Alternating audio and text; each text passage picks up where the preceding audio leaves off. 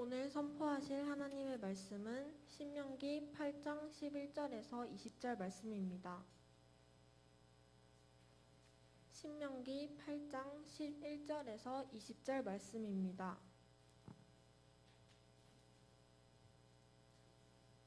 제가 봉독해 드리겠습니다. 내가 오늘 내게 명하는 여호와의 명령과 법도와 규례를 지키지 아니하고 내 하나님 여호와를 잊어버리지 않도록 삼갈지어다. 내가 먹어서 배부르고 아름다운 집을 짓고 거주하게 되며 또 내 소와 양이 번성하며 내 은금이 증식되며 내 소유가 다 풍부하게 될 때에 내 마음이 교만하여 내 하나님 여호와를 잊어버릴까 염려하노라. 여호와는 너를 애굽 땅 종되었던 집에서 이끌어내시고 너를 인도하여 그 광대하고 위험한 광야 곧 불뱀과 정갈이 있고 물이 없는 간조한 땅을 지니게 하셨으며 또 너를 위하여 단단한 반석에서 물을 내셨으며 내 조상들도 알지 못하던 만나를 광야에서 내게 먹이셨나니 이는 다 너를 낮추시며 너를 시험하사 마침내 내게 복을 주려 하심이었느니라. 그러자 내가 마음에 이르기를 내 능력과 내 손의 힘으로 내가 이 재물을 얻었다 말할 것이라. 내 하나님 여호와를 기억하라. 그가 내게 재물 얻을 능력을 주셨음이라. 이같이 하심은 내 조상들에게 맹세하신 언약을 오늘과 같이 이루려 하심이니라. 내가 만일 내 하나님 여호와를 잊어버리고 다른 신들을 따라 그들을 섬기며 그들에게 절하면 내가 너희에게 증거하노니 반드시 멸망할 것이라. 여호와께서 너희 앞에서 멸망시키신 민족들 같이 너희도 멸망하리니 이는 너희가 너희의 하나님 여호와의 소리를 청종하지 아니함이니라. 아멘. 우리가 살아온 삶을 되돌아보면은 언제나 좋은 일만 있었던 것은 아닙니다. 때로는 정말 이것만큼은 꼭 잊어버리고 싶다 하는 그런 가슴 아픈 기억들도 있고 또 안타까웠던 순간들도 있고 굉장히 고통스러웠던 그런 때도 있습니다. 어떤 기억은 자꾸 생각하면 생각할수록 힘들기만 한 기억들도 있어요. 그래서 빨리 잊어버리는 게 축복인 것도 있습니다. 하지만 반대로 아무리 고통스러운 일이었다 할지라도 잊지 말아야 하는 것들이 있습니다. 그것을 잊고 살아가면 그 잊어버림으로 인해서 더 많은 것을 손해를 보는 경우가 있어요. 그게 바로 역사입니다. 역사는 아무리 가슴 아픈 일이었다 할지라도 아무리 정말 기억하고 싶지 않은 그런 상황이었다 할지라도 역사는 나도 기억해야 하지만 내 후손들에게도 정확하게 알려주어야 합니다. 그래야 과거의 역사를 제대로 잘 보고 그 속에서 교훈을 얻어 밝고 건강하고 희망찬 미래를 만들어갈 수가 있는 것입니다. 올해로 72주년 되는 한국전쟁 6.25 동란 72주년 되었어요. 꽤 이제 100년 가까운 세월이 되어가고 있습니다. 근데 우리는 왜 아직도 이 6.25 동란을 동족상잔의 비극을 잊지 말아야 하는 것일까? 그것은 바로 우리가 지금 그 당시 전쟁의 흔적 그대로를 간직하고 있기 때문입니다. 38도선으로 휴전선이 생겨 분단국가가 되었어요. 휴전선이라고 하는 말은 전쟁을 쉬고 있는 것입니다. 그래서 문재인 정권이 종전선언을 하고 이런 지금 경색되어 있는 남북 간의 관계를 어떻게 해결해 보고자 했지만은 종전이라고 하는 게 그렇게 말처럼 쉬운 게 아니에요. 선행 조건이 되어져야 할 여러 것들이 있어야 하는 것입니다. 북한이 더 이상 우리의 위협이 되지 않는다고 판단할 때 종전선언을 할 수 있는 것입니다. 위협이 되지 않고 있는 건 아니잖아요. 그러니까 종전선언이라는 말을 함부로 꺼내기가 어려운 거예요. 왜? 아직도 서로를 향하여 으르렁대고 있고 때로는 휴전선 부근에서 사고들이 발생하기 때문입니다. 우리나라 국민이 또 내려갔는데 그것을 총으로 쏴서 죽였으니까요. 불태우기도 했으니까. 어찌 한민족이라면 그럴 수 있어요. 그러니까 아직 뭔가 이게 서로 안전하다 판단해서 종전선언을 하기가 아직 이른 상태인 것입니다. 이런 긴장관계 속에 있어요. 그러니 6.25 동란을 잊을 수가 있습니까? 그 당시 어떤 일이 있었는지 우리가 잊어버리면 앞으로의 역사적인 교훈을 잊으니 미래의 밝고 건강한 삶을 만들어내기가 어려운 것이죠. 또한 우리는 6.25 동란 전에 일본의 압제 속에서 굉장한 고통을 당했습니다. 그 또한 역사를 잊어버릴 수가 없어요. 저는 한편으로 아이러니한 게 일본에 대해서는 뭐 축구만 했다면 이겨야 되고 뭘 했다면 일본하고 경쟁에서는 반드시 이기려고 합니다. 왜? 과거의 아픈 상처 때문이에요. 근데 북한하고 뭔가를 대결할 때는 서로 화합하자, 잘해보자 그래요. 왜 그러죠? 북한도 우리를 쳐들어와 우리의 수많은 사람을 국민을 죽였는데 왜 그러죠? 네, 한민족이라는 것 때문에 이렇게 관점이 달라지는 것입니다. 사랑하는 성도 여러분, 72년이 지났지만 아직도 부모와 헤어진 사람들이 많고, 그 당시에 전쟁으로 말미암아 이산 가족이 1,000만 명이나 생겼다고 하니까 얼마나 이 전쟁의 화마가 핥히고 간 상흔이 큰 것입니까? 오늘 우리가 읽은 신명기는 모압 평지에서 가나안 입성을 앞둔 이스라엘 백성들에게 하나님이 모세를 통해서 다시 한번 하나님이 그들에게 꼭 기억하고 알려주어야 할 말씀을 정리해서 가르쳐주는 말씀이에요. 그러니까 인간적으로 보면 모세의 유언적인 설교라고도 말할 수가 있는 것입니다. 모압 평지는 이제 요단강만 건너면 가나안 땅에 이를 수 있는 아주 가까운, 가나안 땅에서 최고로 가까운 그 평지에 지금 이스라엘 백성이 도착해 와 있는 것입니다. 여기에 느보산이라고 하는 산이 있어요. 저도 요르단에 가서 올라가 봤습니다. 느보산에 탁 올라가서 보면은 느보산에서 본 저게 광경입니다. 가나안 땅이에요. 느보산에서 보면 딱 저런 광경이 떠오릅니다. 왼쪽에 있는 저 바다가 사해입니다. 사해에서 조금만 건너가면 이제 예루살렘이 있는 것입니다. 지금이야 저렇게 황폐한 땅처럼 사막처럼 보이지만 이스라엘이 사막 지역은 결코 아니에요. 사막 지역이 있지만 요단강을 중심으로 해서 흐르는 주변 지역은 푸르른 땅이고, 특별히 저 헐문산 북쪽으로 올라가면 폭포수 같은 시냇물이 흐르고 아주 울창한 산림도 있다는 것을 제가 확인할 수가 있었습니다. 그러니 모세가 출애굽한 이후 40년을 광야 생활하며 이스라엘 백성을 이끌고 저 느보산 계속 좀 보여줘봐. 느보산에 올랐을 때 저 가나안 땅을 보면서 얼마나 저기를 가고 싶었겠어요. 40년을 고생하면서 왔고, 미디안에서 살던 자기를 불러 하나님이 자기를 보내신 일은 바로 이스라엘 백성이 이끌고 이 가나안 땅에 들어가는 거 아니었겠습니까? 모세가 저 가나안 땅을 바로 저곳에서 저렇게 바라보고 하나님께 기도했어요. 하나님, 출애굽기 신명기 3장 25절에 보면 구하옵나니 나를 건너가게 하사 요단 저쪽에 있는 아름다운 땅, 아름다운 산 레바논을 보게 하옵소서 하고 하나님께 기도했습니다. 그런데 하나님께서 이런 제하에 거절하셨어요. 그만해도 족하니 이 일로 내게 다시 말하지 말라 하고 모세에게 말씀했어요. 그래서 모세는 결국 들어갈 수가 없었습니다. 모세는 저 땅을 바라보면서 자기는 들어갈 수 없지만 내가 마지막으로 이 백성과 헤어지면서 내 사랑하는 이스라엘 백성들에게 이것만큼은 꼭 기억하라고, 절대로 잊지 말라고 얘기를 해줘야 되겠구나 하고서 말한 것이 바로 신명기예요. 그 중에서도 오늘 우리가 읽은 이 8장 말씀에 잊지 말라는, 꼭 기억하라는 교훈이 등장하고 있습니다. 무엇을 잊어서는 안 된다고 모세가 말했을까요? 첫 번째, 400년 동안이나 애굽 땅에서 겪었던 그 고통스러운 삶을, 그 역사를 잊지 말라고 했어요. 또한 너희가 출애굽 후에 광야에서 40년을 사는 동안 어떻게 그 광야 속에서 살아왔는지 또한 잊지 말라고 하나님께서 모세를 통하여 가르쳐주고 있는 것입니다.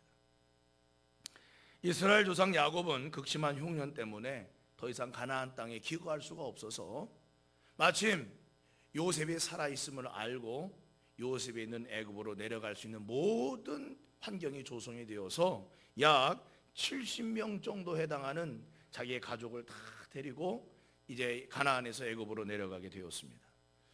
당시에 이스라엘 백성들을 바로가 배려해서 고센이라고 하는 아주 비옥한 땅에 이스라엘 백성들이 거할 수 있게 대접을 해 주었습니다. 그런데 나중에 이 바로가 죽고 새로운 왕조가 들어서면서 이스라엘 백성들을 견제하기 시작했습니다. 왜냐하면 이스라엘의 번성하는 힘이 애굽 사람과 비교할 수 없을 정도로 막 번성하는 거예요. 그래서 저들을 가만두었다가는 오히려 이 나라를 뒤집어 엎고 저들이 정권을 쟁취하리라 생각해서 그들을 박해하기 시작했는데, 그 박해의 방법은 첫 번째가 고된 노역을 시키는 거였습니다. 그래서 국고성을 짓는 일에 투입이 되고 수많은 토목 사업에 투입이 되어서 말할 수 없는 고된 노역으로 그들이 시달리게 되었습니다. 그리고 또 하나, 워낙 아이를 많이 낳고 번성하니까 남자 아기를 낳으면 무조건 너희 스스로 나일강에다 갖다 버려라, 그렇지 않으면 군사를 보내어서 죽여버릴 것이다 라고 해서 수많은 사람들이 정말 눈물을 머금고 자신이 낳은 아기를, 남자아이를 나일강에다 갖다 버려야 하는 비참함 속에서 그들이 겪고 살았어요. 여러분, 우리도 과거 일본의 압제 속에 살 때 어떠했습니까? 무력으로 우리의 주권과 강토를 빼앗았죠. 우리의 고유 문화를 짓밟고 민족권 자체를 말살하려고 했습니다. 젊은이들은 그들이 일으킨 전쟁의 총알바지로 끌려갔어요. 젊은 여인들은 위안부로 끌려가 고통을 겪었습니다. 숫자를 헤아릴 수 없는 많은 사람들이 중국에서, 동남아에서, 일본에서 전쟁의 와중에 고된 노역 속에 죽어나갔습니다. 전쟁 물자로 사용하겠다며 교회의 종탑을 떼어가, 그 묻히니까요, 철이잖아요. 떼어가 전쟁 물자로 사용했습니다. 모세 오경과 요한계시록은 성경에서 삭제해버렸어요. 왜 그렇습니까? 모세 오경 속에는 구원의 말씀이 있기 때문이고, 그 다음에 요한계시록 속에는 희망의 말씀을 전해주기 때문에 그것을 빼어버렸어요.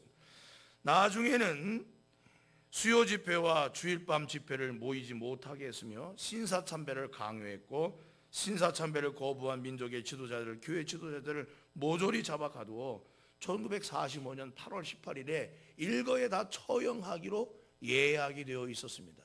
광복이 8월 15일 날 3일 전에 찾아와서 감옥에 갇혔던 많은 지도자들이 살아나올 수가 있었습니다. 우리의 말과 성씨도 바꿨지요.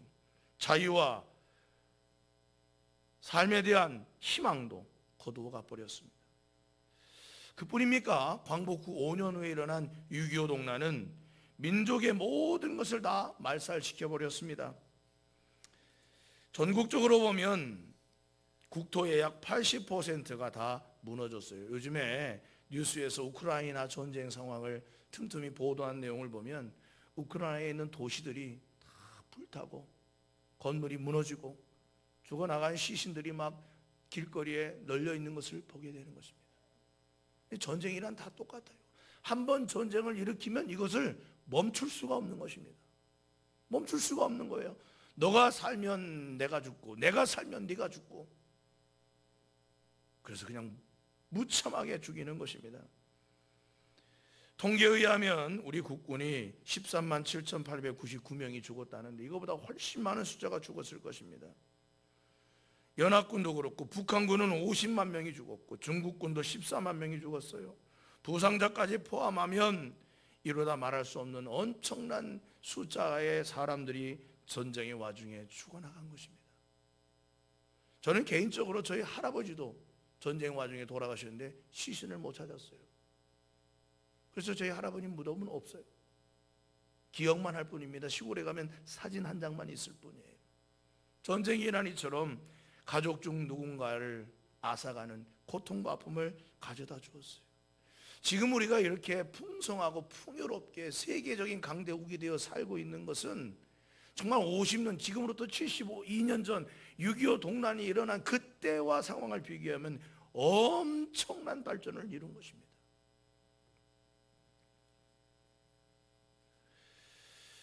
모세는 신명기 32장 7절에서 이스라엘 총회 출애굽을 경험하지 못한 젊은 세대에 대하여 이렇게 말을 했습니다. 옛날을 기억하라. 역대의 연대를 기억하라. 내 아버지에게 물으라. 그가 내게 설명할 것이요 내 어른들에게 물으라. 그들이 내게 말하리로다. 그랬습니다. 이게 무슨 얘기예요? 역사를 기억하라는 것입니다. 너희가 과거 어떤 상태에서 살았고 어떻게 구원을 받았고 어떻게 광야 생활을 지내왔는지 그것을 절대로 잊지 말라고 기억하라고 말씀하고 있는 것입니다. 여러분, 우리에게도 이런 영적인 애굽의 때가 있었습니다. 역사적인 애굽의 때가 아닌 영적인 애굽의 때. 베드로전서 2장 10절 말씀에 보면 너희가 전에는 백성이 아니더니 이제는 하나님의 백성이요 전에는 긍휼을 얻지 못하였더니 이제는 긍휼을 얻은 자 아니라 라고 말씀했습니다. 우리도 하나님 모르고 살던 영적으로 어둡게 죄의 포로가 되고 노예가 되어 세상 염려 근심을 뒤집어 쓴 채 그렇게 살던 과거 우리의 모습도 있었어요. 그런데 그런 곳에서 우리를 건져내 주시고 구원해 주시고 하나님의 자녀 삼아 주시고 영원한 천국의 백성 되게 하심을 감사하시기를 주의 이름으로 간절히 축원합니다. 우리 옆에 분에게 그렇게 서로 축복하시기 바랍니다. 당신이 하나님의 자녀 됐음을 감사합니다 하고 고백해 보시기 바랍니다. 시작. 당신이 하나님 자녀가 되었음을 감사합니다. 네? 그 다음에 한 번 더 얘기해 주세요. 안 그랬으면 어쩔 뻔했어. 시작. 안 그랬으면 어쩔 뻔했어. 여러분, 하나님의 자녀로 산다는 게 얼마나 감사한 일인지 몰라요. 할렐루야. 우리 성도들은 다 하나님과 동행하며 평생을 그 은혜를 잊지 말고 살아가시기를 주의 이름으로 간절히 축원합니다. 영적으로는 죽은 자들이었고 사망의 덫에 걸려 헤어나올 수 없는 그런 곳에 살던 진노의 자식들, 멸망의 자식들이었다고 에베소 2장에서 바울이 우리에게 가르쳐주고 있습니다. 그렇습니다. 왜 우리가 예전에 역대 연대를 기억해야 합니까? 우리가 어떤 자리에 서 있었던 것인가? 우리가 어떤 위치에 어떤 상황 속에서 살았던 삶이었던가 이것을 기억해야 현재를 살아가는 우리가 겸손할 수가 있어요. 교만하지 않을 수가 있는 것입니다. 이스라엘 백성들이 잊지 말아야 할 것이 또 하나가 있습니다. 역사를 잊지 말아야 되고 두 번째는 자기들을 애굽에서 건져주시고 광야에서 인도해 주신 살아계신 하나님을 잊지 말아야 하는 것입니다. 이스라엘 백성들이 애굽에서 해방된 것은 이스라엘이 힘이 있고 능력이 있어서가 아닙니다. 하나님이 그들에게 전적인 구원의 역사를 베풀어 주셨기 때문에 애굽에서 도저히 빠져나올 수 없는 노예 생활 속에서 그들이 한꺼번에 나올 수가 있었다는 것입니다. 전적인 하나님의 은혜였습니다. 그래서 오늘 본문 18절에 보면 내 하나님 여호와를 기억하라. 그가 내게 재물 얻을 능력을 주셨습니다. 재물 얻을 능력만 주셨겠어요? 광야에서 살아갈 수 있는 힘을 주셨고 포로되고 노예가 된 애굽에서 나올 수 있는 은혜를 베풀어 주신 것입니다. 그러면서 19절에 말하기를 내가 만일 내 하나님 여호와를 잊어버리고 다른 신들을 따라 그들을 섬기며 그들에게 절하면 내가 너희에게 증거하노니 너희가 반드시 멸망할 것이라 그랬어요. 역사를 잊어버리고 그 역사 속에서 너희를 위해서 일하신 하나님의 손길을 잊어버린다고 한다면, 그래서 그 하나님 대신 다른 것을 마치 하나님을 경외하고 섬기듯 섬기면 너희는 반드시 멸망할 것이다. 하나님이 이렇게 말씀하고 있는 것입니다. 그래서 여러분 조심해야 하는 것입니다. 우리도 때로 우리를 그렇게 사랑해 주신 하나님, 우리를 사랑하셔서 기적을 베풀어 주시고 구원의 은혜를 베풀어 주신 하나님을 잊어버리고 살곤 하는 것입니다. 언제 우리가 우리를 사랑하신 하나님을 잊어버리게 되는 것일까요? 오늘 12절과 14절 말씀을 보세요. 네가 먹어서 배부르고 아름다운 집을 짓고 거주하게 되며 또 내 소와 양이 번성하며 내 은금이 증식되며 내 소유가 다 풍부하게 될 때에 내 마음이 교만하여 내 하나님 여호와를 잊어버릴까 염려하노라. 하나님이 이스라엘 백성을 가나안 땅에 들여보내면서 이 가나안은 광야처럼 이동하는 장소가 아니에요. 광야는 최종 정착지입니다. 이 정착지에서 농사를 하고 땅을 캐서 거기서 지하 자원을 얻어내고 이러다 보면 이동을 하지 않기 때문에 부를 축적할 수가 있어요. 그러면 자연히 그들은 집도 커질 것이고 생활도 넉넉해질 것이고 종들도 많이 둘 것이고 자연히 사는 것이 퍽퍽하고 어렵지 않게 될 것이 분명해요. 왜? 그것도 하나님이 주시는 축복이니까. 그러면 더욱 감사하고 하나님의 인도하심이 여기까지 왔구나 생각하고 과거의 그 어려웠던 때의 일들을 잊지 않아야 하는 것입니다. 심지어 하나님은 너만이 아니라 네 자녀들에게도 그것을 알려주어서 교만하지 않도록, 하나님을 잊어버리지 않도록 하라고 말씀하고 있는 것입니다. 우리는 내 삶에 걱정거리가 없고 모든 것이 형통하고 잘 풀리기를 소망합니다. 그리고 그렇게 늘 기도합니다. 그런데 때로는요, 하나님께서 우리의 걱정거리를 좀처럼 해결해 주시지 않을 때가 있어요. 심지어 형통이 아니라 고통이 오히려 더 증가될 때도 있습니다. 그러나 어쩌면 그때가 하나님께서 우리에게 더 많은 은혜를 베풀어 주시고 계시는 그런 때인지도 모른다는 사실인 것입니다. 바울이 그런 고백을 했습니다. 고린도서 12장 10절에서 그러므로 내가 그리스도를 위하여 약한 것들과 능력과 궁핍과 박해와 곤고를 기뻐하노니 이는 내가 약한 그때의 강함이라 그랬습니다. 이것을 바울이 언제 기도했느냐? 바울은 정말 사람들에게 표신할 정도로 드러나는 질병을 가지고 있었습니다. 그래서 성경에 보면 그것이 육체의 가시라고 했어요. 여러분, 가시가 여러분 몸을 찌른다고 생각해 보세요. 얼마나 고통스럽고 아프겠습니까? 그러니까 바울은 복음을 전하는 하나님의 일꾼인데도 불구하고 몸에 그런 가시 같은 육체의 질병을 안고 있었기 때문에 바울은 그 질병을 고쳐달라고 하나님 앞에 3번이나 하나님께 결단하고 기도했었습니다. 그런데 하나님이 주신 말씀이 뭐예요? 내 은혜가 내게 족하도다 그랬어요. 다시 말하면 지금 이 상황이 너한테 딱 좋다는 말인 것입니다. 아니, 어떻게 질병을 앓고 고통을 당하는데 그 상황이 딱 좋은 거예요. 그래서 바울이 깨달은 것입니다. 그렇구나. 내가 모든 것이 넉넉하고 풍부하고 모든 것이 좋을 때 그때 하나님의 능력이 발휘되는 것이 아니라 약하고 부족할 때일수록 더욱 하나님의 은혜는 내 안에서 커지는 것이고 하나님의 능력은 내 안에서 커지는 것이로구나. 바울이 그렇게 깨닫고 내가 약한 그때가 바로 강한 때라고 했어요. 사랑하는 성도 여러분이요, 그래서 우리는 과거의 고통스럽고 어려웠던 때를 잊지 말아야 하는 것입니다. 내 마음이 그때를 생각하고 겸손해지기 때문인 것입니다. 지금 좀 살기 좋아졌다고 지금 좀 풍요로워졌다고 교만하면 하나님을 잊어버리는 것입니다. 내 힘으로 모든 것을 이룬 것처럼 생각하고 교만해진다면 하나님은 더 이상 나를 통해 역사하시지 않는 것입니다. 심지어 나를 버리시기도 하는 거예요. 오늘 성경 17절에도 내 능력과 내 손의 힘으로 내가 이 재물을 얻었다라고 생각할까 봐 하나님은 너희의 과거 아픈 때를 기억하라고 말씀하고 있습니다. 여러분, 학개서의 말씀에 보면 이스라엘 백성들이 풍요롭게 살았어요.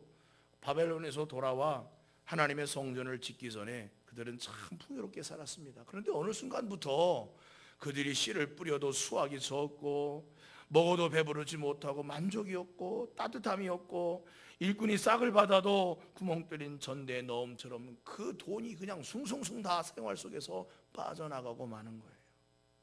왠지 아십니까? 학개서 1장 9절 이하에 보니까 내가 불어버렸느니라 라고 말씀했어요. 하나님이 불어버리셨다는 것입니다. 왜 하나님이 불어버리셨을까요? 자기의 집은 편벽하게 좋게 만들지만 하나님의 성전은 건축되지 않은 채 멈춰져 있고 뒷담한 채 있었기 때문에 그런 것입니다. 다시 말하면 성전을 짓는 것은 건물이 아니라 그들의 신앙을 세워가는 삶인데 그것에 대하여 무관심한 채 살았다는 것입니다. 그러니 하나님께서 자연히 그들의 삶에도 풍요를 거두어 가시기 시작하셨다는 거예요. 여러분, 우리나라가 6.25 동란 이후에 세상에 다 무너진 그런 나라였습니다. 그런데 70년대 80년대 들어서면서부터 경제발전하면서 지금까지 세계 10대 경제대국을 이루게 되었어요. 여러분, 세계적으로 지도를 보면 우리나라가 얼마나 작은 나라인지 몰라요? 한반도인데 그것도 반토막으로 나뉘어져 있는 지극히 작은 국가에 불과한데 세계에서 경제로는 10위권 안에 드는 그런 큰 나라가 되었다는 게 우리의 힘만으로 되어진 것일까요? 하나님의 은혜요 축복인 줄 기억하시기를 주의 이름으로 간절히 축원합니다. 인류 역사상 가장 많은 고난 속에 살아온 민족이 있다면 그것은 바로 유대인들입니다. 그들은 제2차 세계대전 중에 독일의 나치에 의해서 아우슈비츠 수용소를 비롯한 수많은 수용소에서 600만 명이라고 하는 엄청난 사람의 숫자가 학살을 당했어요.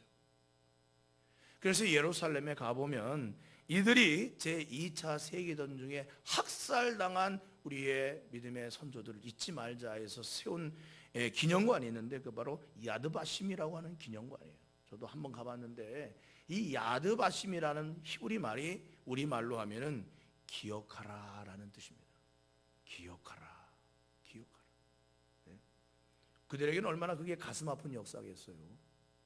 수치스러운 역사이기도 하고 가슴 아픈 역사인데 기억하라. 그래서 그 기념관 입구에 보면 뭐라고 써 있느냐? 용서하라. 그러나 잊지는 말아라. 이렇게 써 있어요. 용서는 하되 그 역사를 잊지 말자는 것입니다. 미국 수도의 워싱턴 DC 백악관 건너편에도 유대인 학살 기념관이 세워져 있습니다. 그곳에 가면 네모난 무덤과 같은 그런 것들이 크기가 조금씩 다르게 수많이 진열되어 있어요. 그게 바로 유대인 학살 기념관인 것입니다. 왜냐하면 미국에도 많은 유대인들이 살기 때문이고 경제권을 그들이 가지고 있기 때문에 자신의 후손들에게 그 기념관을 세워서 역사를 잊지 않도록 하기 위함인 것입니다. 우리나라는 전쟁 기념관이 어디 있나요? 서울 가면 있어요. 서울에 딱 하나 있습니다. 일본 사람들이 우리나라 사람들을 두려워하지 않는다고 합니다. 왠 줄 아세요? 잘 잊어버리는 백성이라고 생각한대요. 한국 사람들은 잘 잊어버린다. 사랑하는 성도 여러분이요, 그렇습니다. 아픔과 상처는 잊어도 돼요. 그런데 역사의 팩트는 잊지 말아야 합니다. 기억하고 기억해서 후대에게 그것을 바르게 전해 주어야 하는 것입니다. 또한 우리나라가 6.25 동란 중 어떻게 그 환난의 자리에서 피하게 됐는지 하나님의 손길이 있었다는 사실 또한 잊지 말아야 할 줄로 믿습니다. 많은 성도들이 모여 기도했어요. 왜 부산에 가면 그렇게 큰 교회가 많은 줄 아세요? 6.25 동란 속에 낙동강 정선까지 다 공산군이 다 내려왔지만 낙동강 이남으로 부산은 점령을 안 했거든요. 많은 피난민들이 모여 그곳에서 나라를 위해서 기도했어요. 그때 그렇게 모여 기도하던 교회들이 지금까지 성장하여 큰 교회가 그렇게 부산에 많은 것입니다. 하나님은 그 기도를 들으시고 연합군을 보내주셔서 전쟁 상황을 역전시켜 주신 줄 믿으시기 바랍니다. 그리고 이 땅이 공산화되는 것을 막으시고 자유민주주의 체제 속에서 지금까지 발전되게 하신 거예요. 이게 우리의 힘입니까? 미국의 힘입니까? 아닙니다. 역사를 주관하시는 살아계신 하나님께서 우리가 해야 할 사명이 있기 때문에 이 땅을 이렇게 보호해 주신 줄 믿으시기를 주님의 이름으로 간절히 축원합니다. 그렇다면 우리가 어떻게 해야 될까요? 첫 번째, 역사를 잊지 말아야 하고, 두 번째는 하나님을 기억해야 합니다. 살아계신 하나님이 우리를 여기까지 인도해 주셨음을 기억해야 합니다. 그리고 어떻게 해야 됩니까? 믿음의 성도들은 앞으로 이 나라가 걸어가야 할 미래를 위해 하나님께 눈물로 기도해야 할 줄로 믿습니다. 지금 아이들한테 6.25가 뭔 줄 아냐라고 물으면 모르는 아이들도 많아요. 8.15가 뭐냐라고 물으면 모르는 아이들도 많습니다. 학교에서 배우긴 배워도 그닥 그렇게 꼭 기억해야 되는 어떤 역사적인 사실처럼 가르치지 않는다는 것입니다. 특별히 북한에는 그 독재 정권 속에 고통당하는 수많은 동포들이 있어요. 놀랍게도 그 중에는 아직도 믿음을 지키며 하나님께 기도하며 사는 성도들도 있다는 사실입니다. 그들의 해방을 위해서라도 하나님께 우리가 기도해야 할 사명이 있음을 믿으시기 바랍니다. 우리가 해외도 선교하고 지역도 선교해야 되지만 북한에도 하나님의 교회가 세워지기를 간절히 꿈을 꾸며 기도하는 저와 여러분의 삶이 되기를 주의 이름으로 간절히 축원합니다. 한번 저를 따라서 해보시기 바랍니다. 역사를 잊지 말자. 하나님의 손길을 기억하자. 그렇게 하나님께 나아가는 백성이 있다면 하나님이 그 사람을 통해서 그가 있는 공동체를 살리시는 역사가 일어나게 될 줄로 믿습니다.